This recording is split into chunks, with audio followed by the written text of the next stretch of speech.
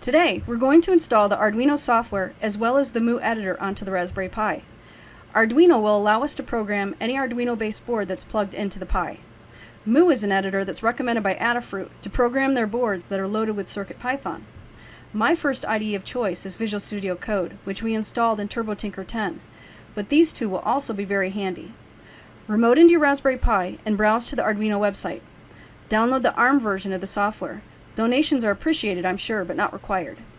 Right-click on the file and select Extract here. You can delete the zip file. Move the folder one directory up to the root. Open the terminal and type cd arduino-1.8.5 to change to that directory. Type sudo /install.sh. Open the Arduino software by clicking Raspberry Programming Arduino IDE. Next, we'll install MU by typing sudo apt-get install MU. This too you will find under Programming. With everything working, we'll run sudo apt-get update. We're done and ready to begin programming Arduino boards and Adafruit CircuitPython directly from the Raspberry Pi.